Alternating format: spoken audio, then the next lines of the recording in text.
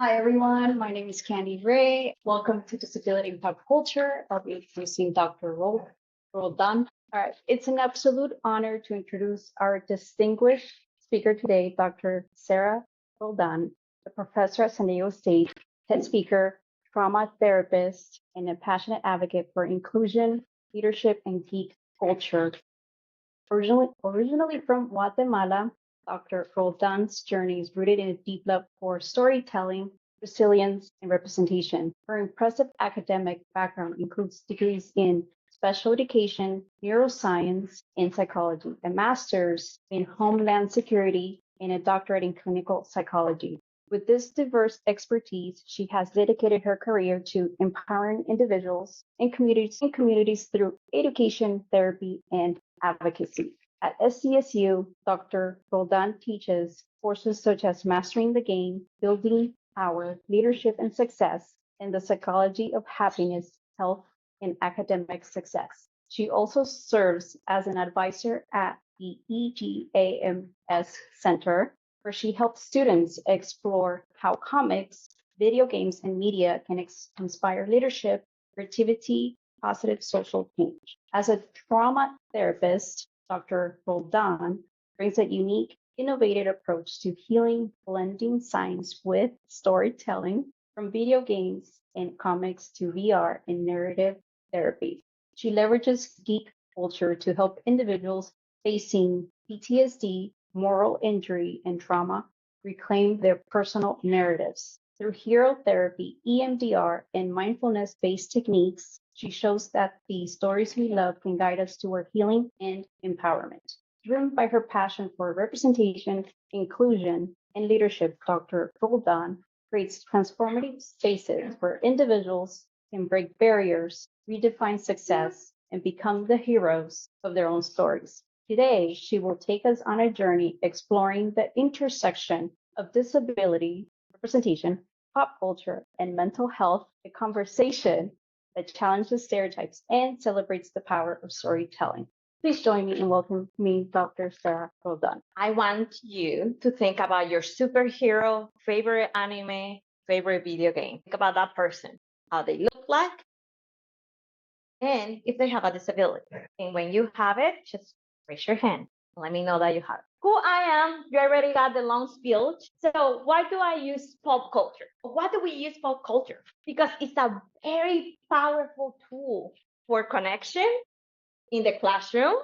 I use it to help students to feel seen, included, and improving retention. Yes, games give you retention in the classroom and belonging. Why? Because you can see yourselves in those stories. In therapy, I incorporate video games and comics to help clients to process trauma because it's easier to talk about the trauma of my hero than my own. Exposure therapy or storytelling are the meccas of comics and superhero movies. Have you met any superhero that doesn't have trauma?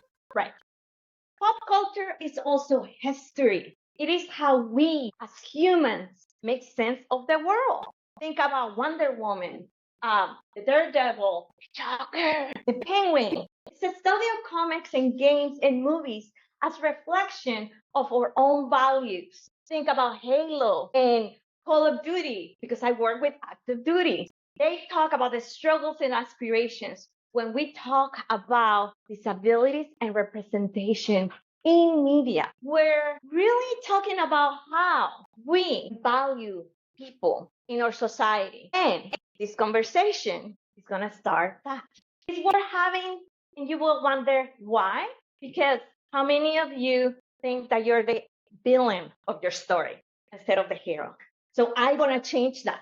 You're going to become the hero of your own story. As a therapist, as a professor, as you know, I teach classes here, utilize retention by innovative educational techniques with comics, because what is easier to read, a comic or a book? And then in trauma recovery, I use VR, which is virtual technology, to do exposure therapy. Have you ever seen a spider? If you have VR, you're going to feel it. You're going to crawl on it. You can be Spider-Man. You can be the Daredevil. You can feel what a person with a disability can feel thanks to VR technology. I will have questions at the end. Okay, sorry. Geek culture is something that all of us we can be represented on. Historical and society use this lens to either uplift you or put you down. So let's get some background. Why disability representation matters. In US, 26% of adults have a disability, yet we're not represented in the movies or in the comics. Not accurately, at least. 2.2 film characters are disabled. And you're going to learn what type of disability representation is appropriate and which one is insulting. In 2023, 2.2% of speaking characters were shown with disability. Speaking characters. We're not talking about the ones that are number 27 in the background. And compared to communicative and cognitive disabilities, you can see the skyrocketing percentage. 4% of TV shows and films feature disabled characters. Netflix, believe it or not, no matter how you feel about Netflix, they did do a study. Just 1.1 of main characters have disabilities. Yet, who represents those characters? And we will talk about that.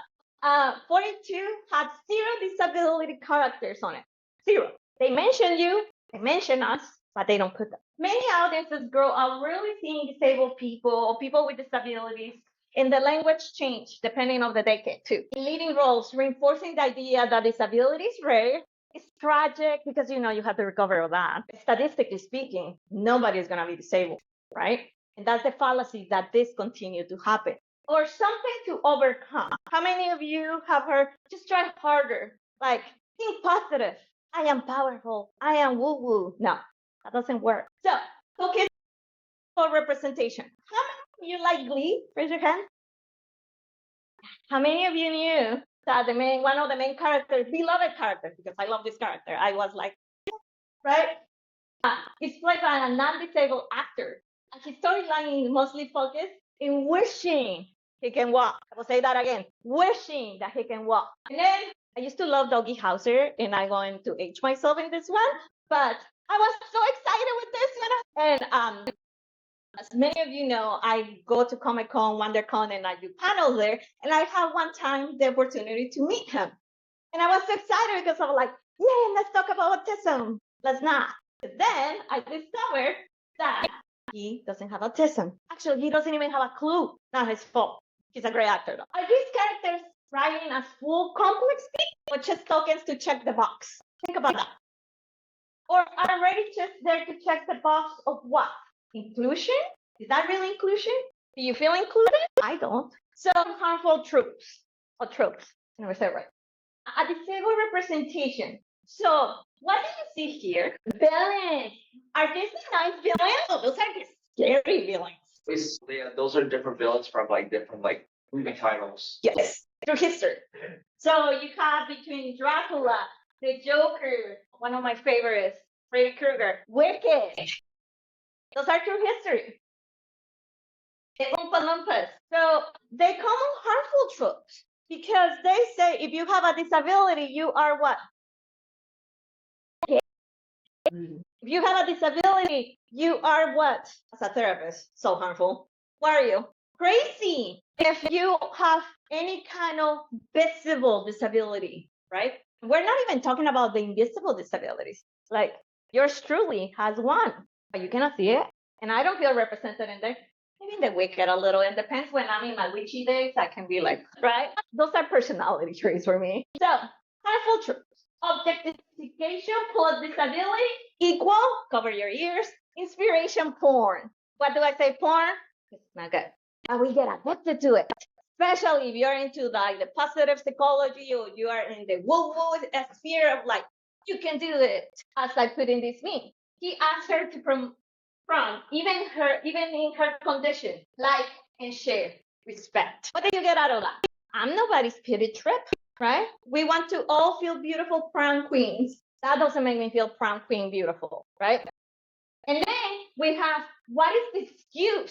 So meaning, if I don't want to exercise today, I have to use my friend or my significant other or myself as inspiration. And then how many of you, again, we're going to age ourselves, how much they Notre Dame, right?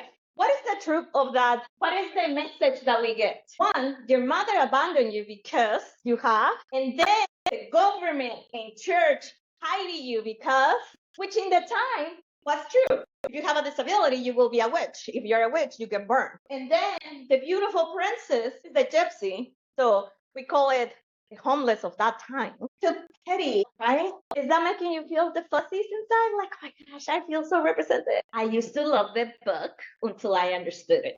This is a book and it's a movie. The most harmful movies that you can watch or you can recommend. Yes, sure. It has the ooh, I feel good romance, Romeo and Juliet kind of thing. But at the same time, it has one of the most harmful arcs that you can have. The tragic hero. The idea that disability is only suffering. And spoiler alert, if you haven't watched this movie, please cover your ears because I'm going to spoil the end for you. So he goes and gets euthanasia to escape his disability because he was an athlete, because he was all these great things. And because he got disability, he couldn't. Thank you. And then my favorite, this one. Take a deep breath with me because it's going to break your heart. So hero. And I was like, no, what did you do to him? Because, believe it or not, in 5 different occasions, they have fixed him.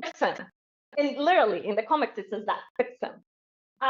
Where it says the first time it was 1966, he was paralyzed, and then Lucifer gave him a wish, and ta-da, I can walk. And then in 1983, he got paralyzed again, and then he got a clone body. Because your body's not good enough. You have to have a new model. Caleb got horn in 02 and again in 03. And then we stop because then we have the movies. As you can see, what do you see here? When he got his legs back, what they're doing? Celebrating. Because that's to celebrate, right?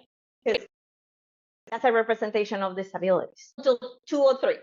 Then the magical cure. Just let it go, and you will be okay. So magical cure story is where the disability is fixed or you grow out of it. Again, if you haven't watched Avatar, the first one, anybody? No? Okay, good.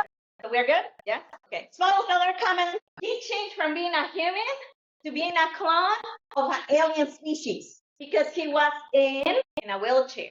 Again, we fixed him. Well, what about Frozen? How did we fix her? How did we fix Elsa? What did we do to her? Because she, believe it or not, freezing people around is a form of social anxiety represented in freezing people. What is she doing? She did the same thing. What's a time in history where the Me Too movement was happening? If you are too pretty, but you have social anxiety, let's isolate you. Let's put you in the bottom of the mountain. Let's say you are untouchable. And then we have Ellen. Your father. If you didn't know, he also has a lot of disabilities. And the problem with the villain is that it's not just the physical disability that they villainize. What else did they villainize? They villainize your mind. Because, you have a disability, you're completely, absolutely unfit.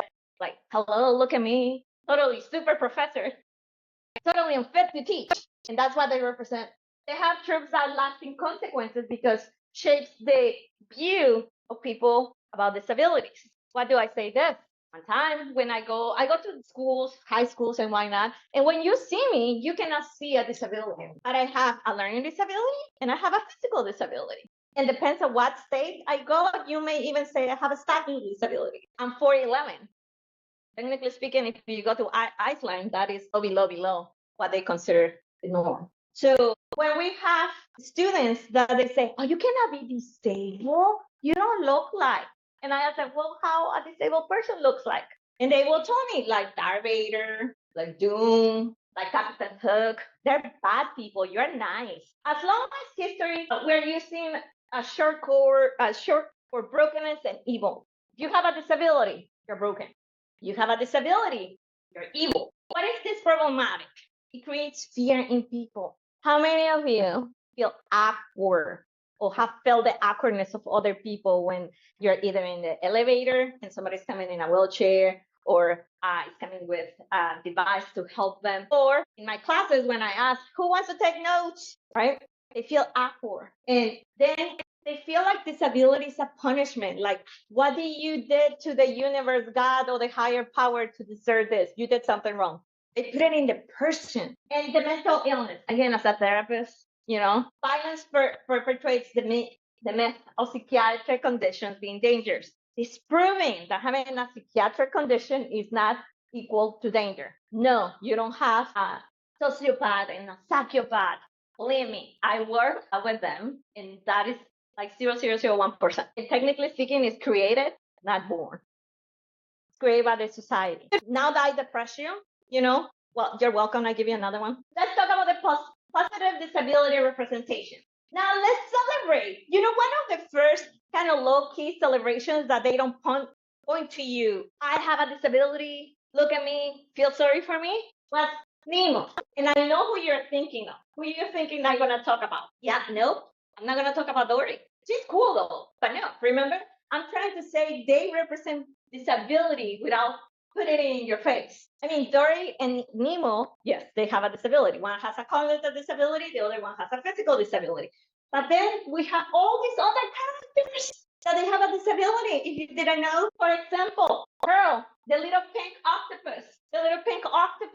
Then we have Sheldon, the young seahorse with water allergies. If you watch the movie, you will see that he gets rashes because he's allergic to the tank. And then you have Jackie, the shrimp, that you can see that it has OCD, the one that goes clean, clean, clean, clean, clean, clean, clean, clean, clean, clean. Doesn't throw it in your face. They say, oh, look, poor little things. On the contrary, they celebrate. This is how we live in an ecosystem. Everybody has a job to do. Everybody has a condition that helps for the ecosystem. And then we have Destiny, the shark in the Dory that is visually impaired. It's the one that is always like bumping everywhere. And everybody collectively helps. And then one of my faves, because it's not only the hero, it's also the hero that struggles but doesn't want to change who he is. How Train Your Dragon series Hector has a prosthetic leg, and half of his leg battle against the Red Death. Then we have Toothless. Toothless has many, many issues. One, he's antisocial. He's very traumatized. He has mother issues, right? Talking about the mother wound, if you're a therapist hearing me over there, great character to talk about that. And we also make and he gets a prosthetic that makes him cool, right? Reality doesn't make him different. It's just part of his story, but not the whole story. So, trade trend towards inclusion, positive shifts in the industry, more disabled actors in disabled roles. Studios are working with disabled consultants. So, this is the PSA. You can contract me, hire me. I'm a psychologist that goes to talk with video games, with comics and movies, actually talking about positive representation for women, people with disabilities, and indigenous people. Because guess what? If you talk to one of us, we can tell you instead of just imagining what we are. The Oscars now include a disability and diversity standards. Do they use it? Better.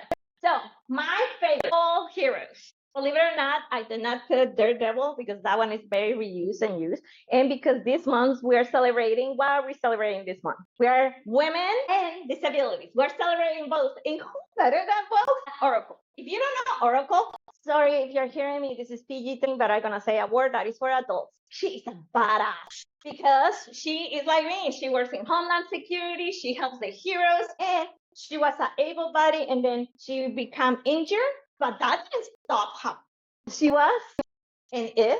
And her story is that because she was always in computers and didn't change. She didn't change. Refined heroism, intelligence, strategy, leadership. Like Superman and Batman come to her. Like, hello, help me. I have the muscles, but I don't have the brain kind of thing, right? So no cure. Or the silence is actually you become a hero. This is where we start seeing the trend changing. And then we have minimal representations of people that have a disability representing people with disabilities. We have Walter Jones in Breaking Bad, played by actors that have cerebral palsy. He has a mild version, but still he knows what it feels to have that condition and does an amazing job in not talking about the condition because that's not the part of the actors. Right? It's not part of the truth in the story. Then, if you watch Game of Thrones, I mean, how you didn't see him? Like, he's a big, big actor when it comes to the Game of Thrones. And the story wasn't not about his dwarfism. It was about the injustice around it, like his story.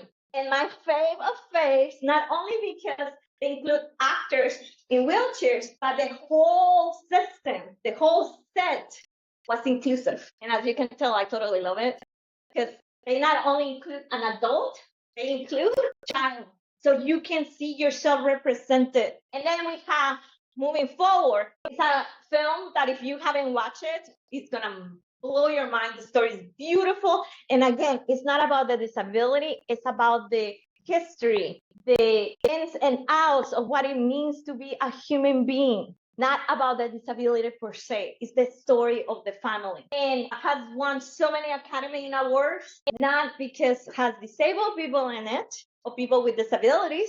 It's because the acting is great. And if you haven't watched this one, I highly recommend, if you get anything out of today's talk, is go watch this movie. You can have it in the Y and also in the A. I cannot say it for other purposes, but you can find this one. This one is a mindful representation that it tells the story of two friends. It's a friendship story, not about the disability. It's about a friendship. It just happens that one of the friends is deaf and blind. And they talk about the struggles of how to communicate to the rest of the world. Because how many of you have a friend that you're like, I don't know how we're friends, but we are, right?